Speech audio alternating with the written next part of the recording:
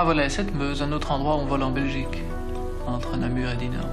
Donc il ne faut pas nécessairement des montagnes pour Non, le delta. les collines suffisent. Maintenant, on fait aussi du tracté en delta, donc on est tiré par une corde et on peut se monter en lait.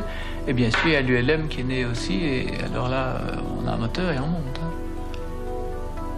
Là, sur cette Meuse, c'est un endroit où il y a quand le vent est sud, parce que la pente orientée est sud, il y a un courant ascendant, et vous le voyez, là, il reste en l'air, et il est parti pour rester des heures. Hein. Tiens, voilà, ça, c'était un prototype d'aile que j'avais construit, que j'ai essayé, mais ça n'a jamais été très concluant. C'est un prototype que j'avais fait d'aile à haute performance, très allongé. Et bon, j'ai essayé 2-3 fois, et puis j'ai dû arrêter. Et quand j'ai repris, c'était un peu perdu trop de temps, et il y avait d'autres ailes qui arrivaient sur le marché. Mais de quoi on s'inspire pour faire une aile delta, pour construire, pour dessiner? Ah ben disons, c'est chaque fois une évolution, puisqu'il existe un modèle qu'a conçu Rogallo, donc c'est un ingénieur, et chaque fois, les constructeurs ont essayé d'améliorer le profil, l'envergure, tout ça. Et comme disait Otto Lilienthal, notre père à tous, il disait concevoir une aile, ce n'est rien, la construire, ce n'est rien, l'essayer, c'est tout. Ça veut dire que c'est en essayant et en améliorant suite à des essais que les constructeurs ont amélioré la machine. Alors ici, on est au spectacle, là. Là, on est au ballon, là, hein, oui. Ah bah oui, c'est ça. Là, on a suspendu une aile delta à un ballon. Exceptionnel, non? En Belgique, ça devait être une des premières fois que ça se faisait. En Amérique, ça s'était déjà fait plusieurs fois. En France aussi, sans doute. C'était assez roumoustique, je crois.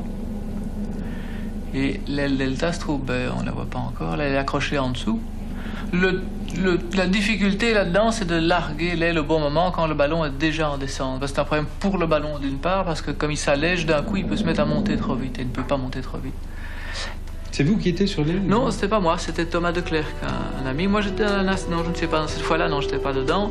C'est lui qui fait qui s'envole voler l'école là-bas.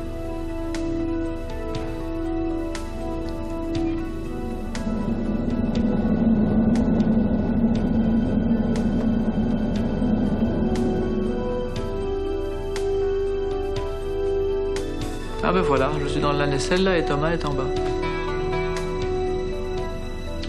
Le passage de l'aile delta à l'ULM, est-ce que c'est pas un peu dur? Dur, à quel point de vue vous voulez dire Il y a le bruit, c'est solide. Ah oui. Pour les puristes du delta, c'est même un crime parce qu'il y a un moteur, que ça fait du bruit et ça pollue et c'est trop facile puisqu'il y a le moteur qui est toujours là. Mais vous savez, quand le delta a commencé, il y a des gens qui ont eu l'idée de mettre un moteur dessus. D'abord, le moteur s'accrochait sur l'aile et puis ils ont fait un petit tricycle avec 3 roues et un moteur dans le dos et ça a commencé. Et c'est deux choses différentes. Moi, j'aime bien les deux, je pratique les deux, mais c'est deux choses différentes. Donc le delta, on vole, on profite des courants ascendants pour rester plus longtemps en l'air. Tandis que le moteur, on sait qu'on pourra décoller, je dirais pas quoi qu'il arrive, mais enfin qu'on peut décoller, faire une balade en endroit et revenir. C'est plus pépère, on pourrait dire. Mais on sait qu'on va voler de toute façon et ça permet de faire des grandes balades plus ou moins programmées à l'avance. On dit on va aller là, on va revenir.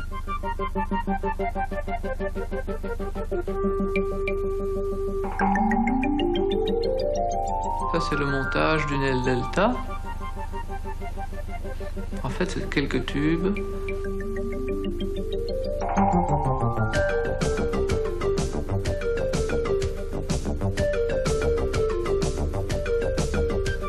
La toile, on met des lattes dedans pour donner un bon profil à la toile. Donc ça se monte assez vite, une aile delta, oui, elle est pratiquement montée. Et pour la mettre, donc là, ils font de l'ULM pendulaire, donc du delta motorisé. Quand l'aile est montée, on l'accroche sur le chariot d'un... Voilà, ils sont en train de le mettre sur le chariot d'un tricycle. Et là, on voit peut-être Bernard Gosselet, là, je ne sais pas. Oui, voilà, regardez au milieu, c'est Bernard Gosselet. C'est un des premiers en Belgique qui est devenu constructeur de chariots pour ULM, et c'est un des premiers qui a fait du ULM en Belgique. Et les matériaux, c'est des tubes d'aluminium, dural, donc alliage d'aluminium, hein, des bons alliages. La voile de Dacron, c'est-à-dire comme une voile de bateau. Et des câbles en acier, et voilà, on y est. Hein. Et les moteurs, c'est des moteurs, la plupart des moteurs 2 temps qui vont de 40 à 65 chevaux. Et voilà, un delta qui décolle. Voilà le petit chariot tricycle dont je vous parlais, 3 roues, le moteur derrière. Et Et ça vole et ça se pilote donc comme le delta en déplaçant la barre qu'on a devant soi. Une grosse différence avec le delta, c'est le bruit, non? Ah oui, c'est le bruit, ça c'est sûr. C'est pour ça quand on vole en aile delta, on met des casques anti-bruit qui permettent de ne pas voir ce bruit d'un En ULM plutôt. En ULM, oui, je dis. Donc un pilote d'aile delta a un avantage puisqu'il vole tout le temps en plané. Le tout c'est de trouver un terrain pour aller atterrir. Puisque le pilote d'ULM, il décolle d'un terrain, il revient à son terrain, il va sur un autre.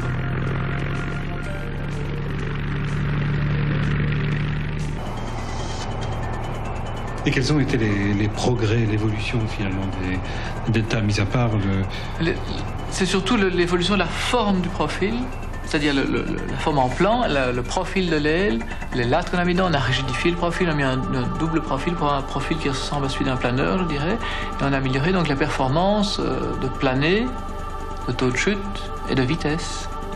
Et les ailes qui au début avaient 3-4 de finesse, les meilleures ailes ont maintenant 11 de finesse. Ça veut dire que si on part de 100 mètres de haut, une aile de finesse 3 va faire 300 mètres avant de toucher le sol. Une aile de finesse 11 fait 1100 mètres, donc 1,1 km. On fait aussi des grands raids en ULM. Oui, on fait des grands raids. Il y a des compétitions qui se font en delta comme en ULM ou en parapente. Et il y a des raids, c'est-à-dire des grandes balades comme le Tour de Belgique ou des navigations, même à l'étranger, ou s'il y en a qui ont organisé des raids en Tunisie ou au Maroc, par exemple.